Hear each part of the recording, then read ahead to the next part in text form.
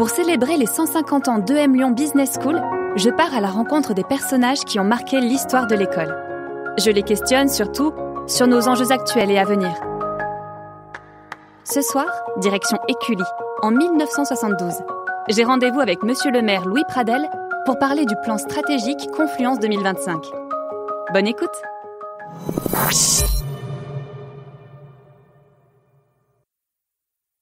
Un totem bien loin du symbole figé, mais perçu comme un repère, un port d'attache, un espace de ressourcement, de réflexivité, pour mieux se découvrir, repartir et se projeter sur des horizons professionnels ouverts. 100 ans. 100 ans d'histoire.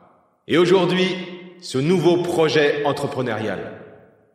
Ce déménagement à Écully est une sorte de cadeau que nous adresse la Chambre pour la célébration de nos 100 ans et pour nous donner aussi les moyens d'atteindre ces objectifs que nous nous fixons. C'est encore une invitation pour nous retrouver et fêter ensemble l'ouverture de notre nouveau campus en octobre prochain. Je vous donne donc rendez-vous dans quelques semaines pour partager la joie que l'École supérieure de commerce de Lyon éprouvera en étant chez elle. Je vous remercie de votre attention. Merci.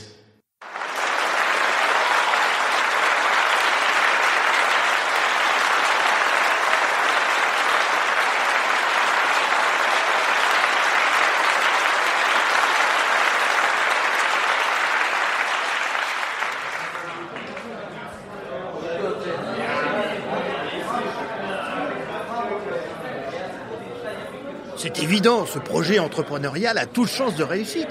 Ce nouveau directeur, Jacques Lagarde, est un homme très compétent.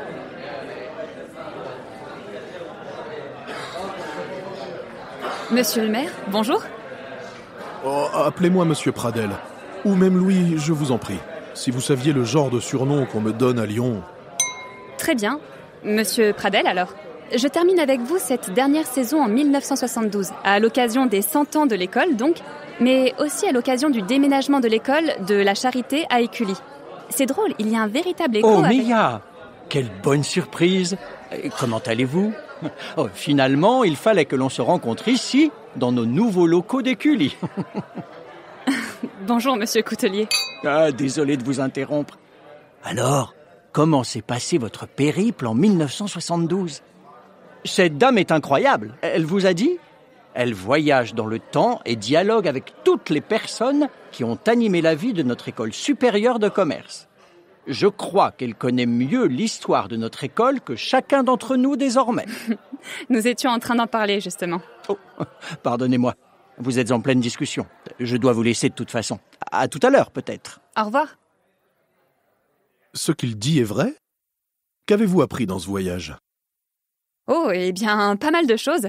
Mon but initial était de mieux comprendre l'identité d'EM Lyon Business School, son histoire, ses traditions, et puis savoir qui sont ces personnages qui ont créé l'école il y a 100 ou 150 ans, et qui l'ont amenée là où elle se trouve à mon époque.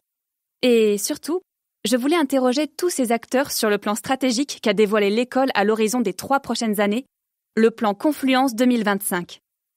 Ce que j'ai remarqué, et qui m'a beaucoup impressionné tout au long de ce périple, ce sont des notions, des idées, des concepts qui ressortent très fortement. En premier, le plus évident, c'est la notion de territoire. Vous êtes le maire de Lyon, vous voyez ce que j'entends par là. D'ailleurs, je me dis que pour vous, ce déménagement à Écully est peut-être un peu particulier. L'histoire de l'école, c'est d'être attaché à la ville de Lyon, non ? En vérité, ce déménagement, conçu par Georges Coutelier, était vital pour l'École supérieure de commerce de Lyon. Depuis la fin de la guerre, le conseil d'administration pensait sérieusement à un déménagement de l'école pour faire face à un accroissement rapide du nombre des élèves. Même avec l'agrandissement et l'utilisation des locaux de l'ancien atelier de tissage, ou bien l'ouverture d'une annexe à Saint-Étienne il y a 10 ans, l'école n'avait plus les moyens d'abriter ses effectifs. L'école n'a d'ailleurs occupé l'ancien atelier de tissage qu'à titre temporaire, parce que la chambre de commerce en a eu rapidement besoin pour l'extension de son musée des tissus. L'école, par la force des choses, a été contrainte de tourner au-delà son regard. Et dès 68, M. Payon a informé la Chambre régionale des conditions dans lesquelles était envisagée la construction d'une nouvelle école supérieure de commerce. L'objectif était de mettre à la disposition de l'ensemble de la région, et aux besoins des régions voisines, les cadres supérieurs nécessaires au développement des fonctions commerciales au sein des entreprises. Dans un premier temps, la commission de l'enseignement et de la formation professionnelle avait envisagé le terrain de la future école à Marcy-l'Étoile, à proximité du futur complexe universitaire de la Croix-Laval. Mais vous savez ce que c'est. Avec la complexité administrative et l'impérieuse nécessité de réaliser le plus rapidement possible le transfert de l'école, la Chambre a finalement préféré Écully. Oui, mais vous voyez ce que je veux dire. Ce déménagement à Écully est une bonne chose pour l'école, sans doute. On peut le comprendre. Mais pour la ville de Lyon... Vous savez, je le vois très bien parce qu'à mon époque, EM Lyon fait le déménagement inverse. C'est-à-dire qu'elle se réinstalle dans Lyon, à Gerland, bien campée au cœur des Gaules, comme disait votre homologue en 1872. Là-bas, à quelques mètres des berges du Rhône, l'école souhaite se replacer au cœur d'un carrefour européen historique et renforcer sa dimension internationale. Ce lieu, ouvert sur son environnement, favorisera le développement de nouveaux partenariats académiques internationaux et accueillera des étudiantes et étudiants issus du monde entier. Ce sera une source de diversité multiculturelle qui catalysera l'attractivité et le dynamisme académique et économique, métropolitain et régional. Pour moi, Gerland est l'inverse d'un espace de relégation, vous voyez. C'est un quartier qui a accueilli au XIXe siècle l'agriculture, la grande industrie logistique jusqu'à la moitié du XXe et les grandes œuvres de la cité industrielle de Tony Garnier des années 1920-1930. Ce n'est pas rien, quand même. Les abattoirs, le stade. Le quartier accueille actuellement les logements sociaux pour résorber les bidonvilles de l'agglomération lyonnaise, mais bientôt, par tous nos efforts, il sera le modèle du renouvellement de la ville. C'est un quartier d'accueil, un peu souple, qui facilite les choses. C'est un laboratoire. Plus largement, en 1972, Lyon connaît d'importants travaux, à l'image du quartier de la Pardieu, où l'on construit un centre à la fois commercial, administratif et culturel. Et bientôt, il accueillera une gare TGV. Tous ces travaux sont menés en vue de consolider un fait nouveau et important à comprendre, c'est que Lyon n'est plus une simple ville de province, elle est appelée à devenir une métropole d'équilibre. Voyez, pour la mairie, comme pour l'école supérieure de commerce, c'est une question de timing et d'échelle précisément. L'école se donne désormais pour but de répondre aux besoins de l'industrie régionale d'une métropole d'équilibre. Ce projet d'un établissement à Écully, même s'il paraît excentré, exerce en réalité une zone d'influence encore plus forte sur toute la région. Après, si vous voulez me faire dire qu'une fois tous ces travaux d'aménagement effectués au cœur de Lyon, l'école pourrait à nouveau s'y installer, cela je le conçois et je m'en réjouis. Ce serait effectivement un signe fort de sa part. Mais pour l'heure, quitter les locaux du musée des tissus, qui inscrit effectivement l'école dans son passé prestigieux, pour s'installer aux alentours de Lyon dans un bâtiment moderne, à la hauteur de la puissance régionale, devient l'objectif primordial. Et nous le comprenons bien. D'autant que plusieurs écoles bien classées, il me semble, ont déjà réalisé ce type d'investissement et qu'une pression des élèves apparaît en ce sens. Et, plus important que tout le reste, n'oublions pas que nous voulons que nos étudiants soient simplement heureux entre ces murs de l'école. Dans le nouveau campus EM Lyon à Gerland, la conception et le développement de l'ensemble des bâtiments sont précisément articulés autour de la santé et du bien-être des utilisateurs du site, attachant une attention forte aux besoins fondamentaux et facteurs critiques pour l'épanouissement au travail. Qualité de l'air, eau consommée, alimentation, lumière et luminosité, opportunités d'activité physique, confort, bien-être psychologique. Aussi, le 11 mars 2021, jour du lancement du plan stratégique Confluence 2025, qui met l'humain au cœur de ses projets, EM Lyon Business School a reçu le label Happy at School et en même temps la première place de ce classement. Lorsqu'on interroge des élèves d'EM Lyon Business School sur la vie étudiante, leur installation et leur environnement, l'enseignement et la pédagogie, les relations aux entreprises et la confiance en l'avenir, 95% se déclarent satisfaits et recommanderaient l'école à un ami pour y étudier. Oh, chère madame, comment allez-vous ? Bonjour, monsieur Lagarde. Très bien, et vous ?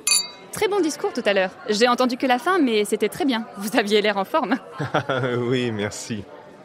Vous savez, j'ai repensé à ce que vous nous avez dit à Georges et moi en partant, que l'école, d'ici à 10 ans, se hissera dans le top 4 des écoles supérieures de commerce françaises. Je tenais à vous remercier. Plus que jamais, je suis convaincu que notre projet entrepreneurial et la multiplication des centres associés est une bonne chose. Voilà, je ne vous dérange pas plus, je voulais juste vous dire ça. Mia, Sir Louis, Mr. Jack, Excusez-moi, monsieur Pradel, on va y arriver. vous connaissez déjà tout le monde. Vous êtes plus populaire que moi, je suis jaloux.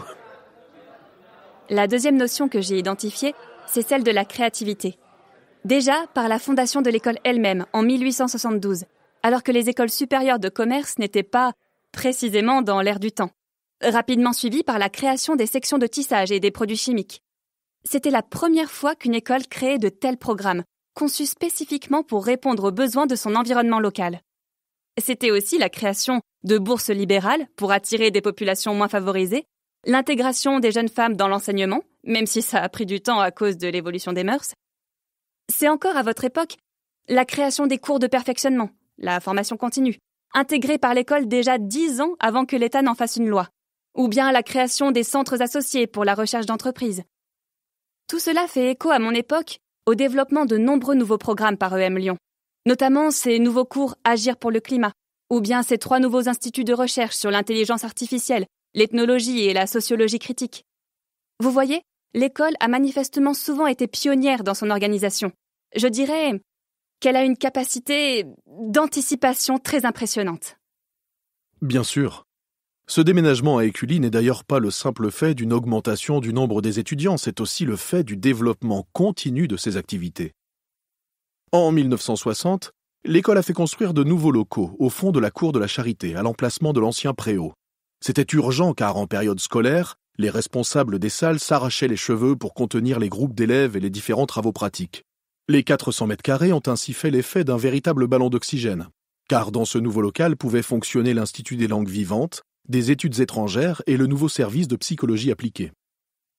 Et d'ailleurs, à la rentrée de 61, quand l'école a ouvert une annexe à Saint-Étienne, c'est aussi parce qu'elle cherchait de nouvelles possibilités de développement de ses activités. La même année, l'école pensait déjà ouvrir une annexe du même genre à Grenoble pour continuer son développement régional. L'école a une annexe à Grenoble ? Finalement, non. Parce que rapidement, l'annexe de Saint-Étienne a été saturée, à cause d'un nouveau bond en avant dans le nombre des effectifs.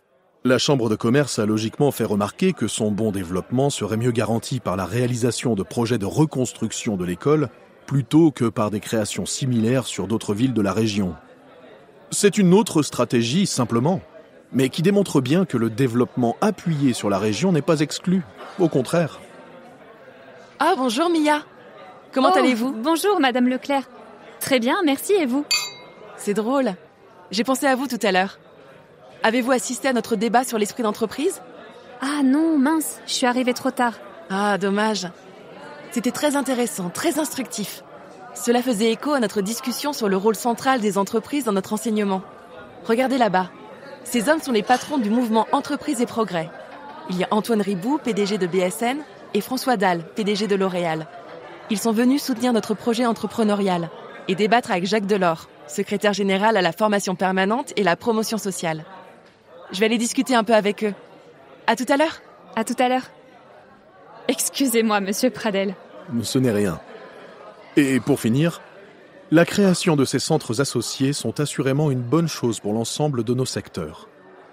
Interrogez n'importe lequel de nos chefs d'entreprise, interrogez n'importe lequel de nos industriels, ils vous diront qu'ils ont confiance dans cette école, confiance dans ses programmes et confiance dans ses générations d'élèves, qui apprennent autant de choses diverses que le marketing, l'informatique, la gestion d'entreprise.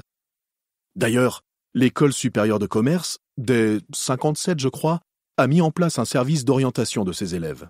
Il est à la disposition des élèves et de leurs familles. Il fonctionne avec l'appui du centre psychotechnique de la Chambre de commerce et se tient toujours en liaison avec les chefs d'entreprise. Dans le déménagement de l'école à Gerland, la créativité est encore au centre du projet. Inspiré du bureau contemporain, le campus repose sur la multifonctionnalité et l'adaptabilité des espaces, afin de pouvoir répondre aux nombreux besoins de la communauté EM Lyon. Cette polyvalence permettra de s'adapter aux différents formats pédagogiques, à leur évolution future, mais aussi de varier les surfaces pour conjuguer des temps collectifs avec des temps plus personnalisés. Les échanges, la transversalité, le travail collaboratif, l'ouverture sont essentiels dans les projets pédagogiques. Et cet immeuble, par son adaptabilité et sa flexibilité, permettra de répondre parfaitement à ces besoins. Le campus de Gerland incarne l'élan nouveau de l'école sur la scène académique. Vitrine de l'excellence d'EM Lyon, il répond d'une part aux multiples besoins en termes d'innovation digitale, de modulation des espaces et d'accès aux ressources, pour proposer aux utilisatrices et utilisateurs une expérience moderne et unique. Madame Leclerc me rappelle aussi que la notion d'hybridation des compétences a toujours été au premier plan d'EM Lyon Business School, avant même sa création. Je ne sais pas si vous connaissez bien l'histoire de l'école. Dès 1857, la Chambre avait créé l'École centrale lyonnaise pour l'industrie et le commerce, avec pour objectif de suivre les progrès de la science et de l'industrie. Mais la partie scientifique des programmes s'est finalement plus développée au détriment de la partie commerciale.